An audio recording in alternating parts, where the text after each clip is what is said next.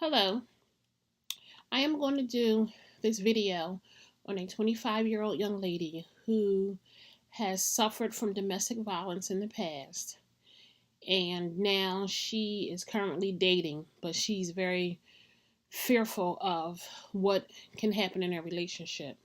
She thinks that he may start beating on her.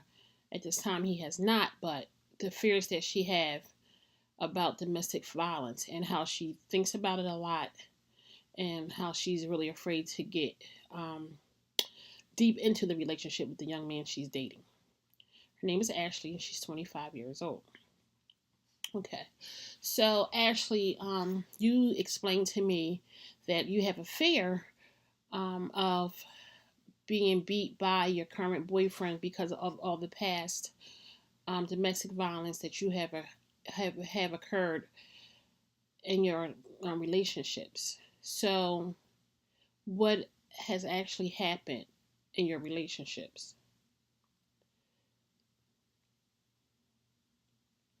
So you feel like it's your fault that you have been beaten by your past boyfriends, and now you fear that this boyfriend may do the same.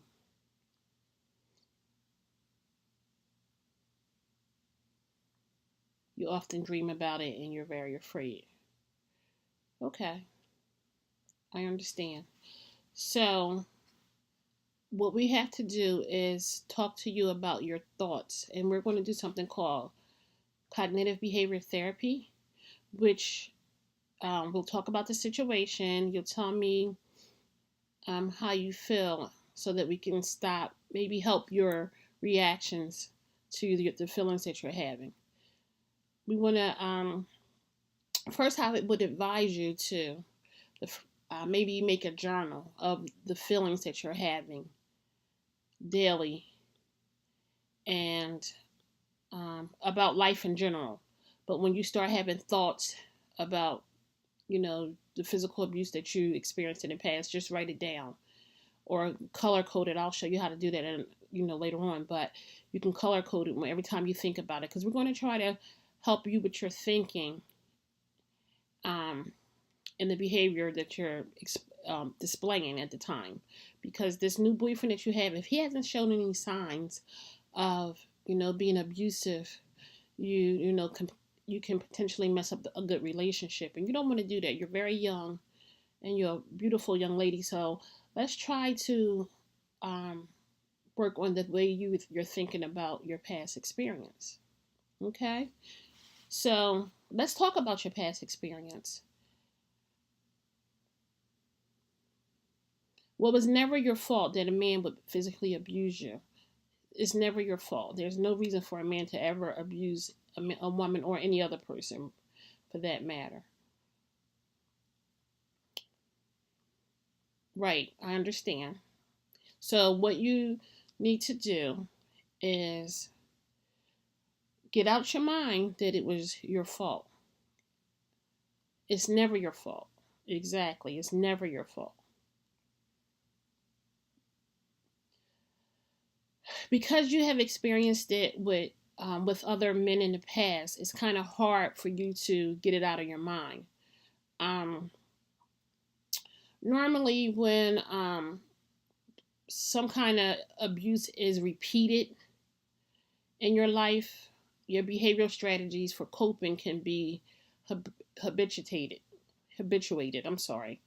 Closing off the possibilities of exercising other options, even in less stressful circumstances, which you're going through now. So that's something that I've learned, when I was in school. And I learned that by Babbitt Rothschild. You dealt with it so much, like you said, you think about it now when you're not even going through the same thing. And many clients seem to suffer due to people and the neglect their developing years. Human causes victimization at any age. Rape, domestic violence, abuse, incest. The earlier this occurs in life, the greater damage to the ability to trust other humans, and you're having a problem trusting him. That's also something I have learned by Rothschild. Right. So what we're going to do is we're going to talk about how to stop, to change your thinking. Okay. We're going to, now that it happened in the past, you don't have to think that it's going to happen again. You don't have to worry about it unless it does happen again. And you said he treats you really good, but you're just afraid. Okay. So every day you're going to write down your feelings. You're going to write down good motivational things.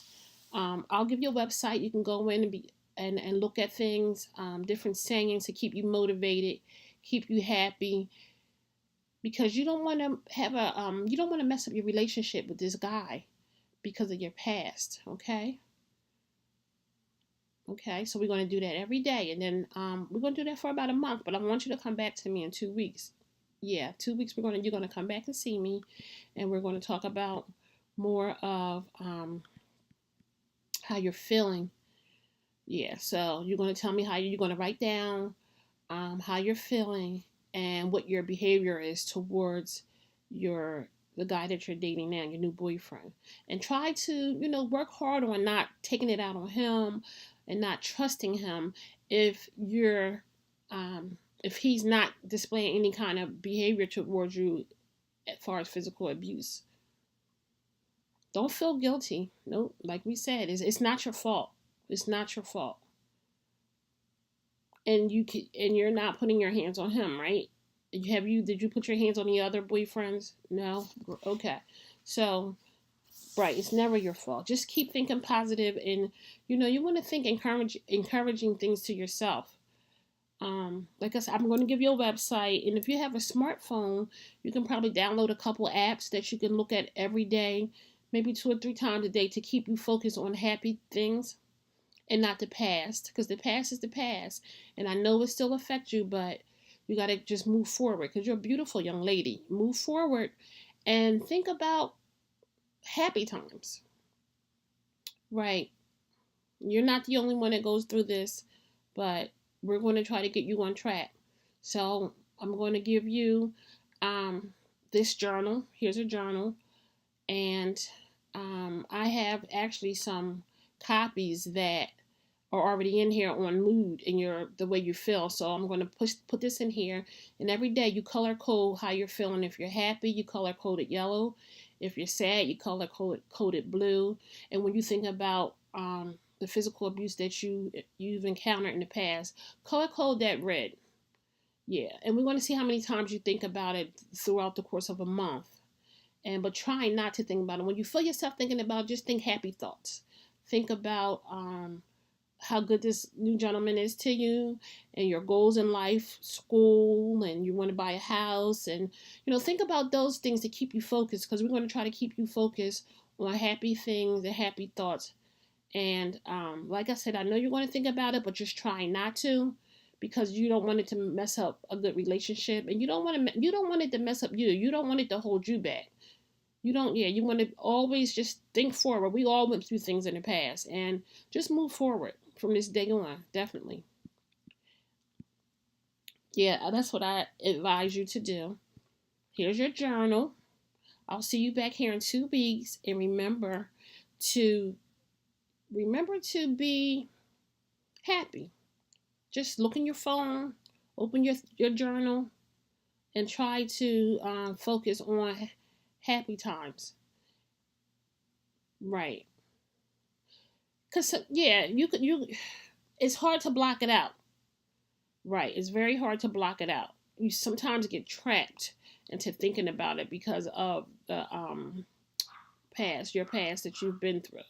The brain keeps secreting stress chemicals, and the brain's electrical circuits continue to fire in vain the same thoughts. But we're going to work hard on getting them thoughts out of your head. Yeah, I learned that too by a person named Kolk, MD Kolk. Yeah, yeah. That's going to be the main thing. Just try to stay focused on happy times. Um, don't try not to show him that you are having a hard time dealing with him because of your past. Because you, like you said, you really like him. If you really like this guy, you want to keep the relationship going without messing it up because of the thoughts that you're having. And do not, yes, and you have to, yeah, think happy thoughts. Like I said, just keep reading inspirational quotes to keep you focused on good things. Okay? And I'll see you back here in 2 weeks. Okay? And let's see. Make sure you bring your journal back when you come back so that we can see where you are and what you're thinking, how your thinking is going, and how your happy moments. I want to see all that. I want to see where you're at. All right? Okay, thank you, and I'll see you in 2 weeks.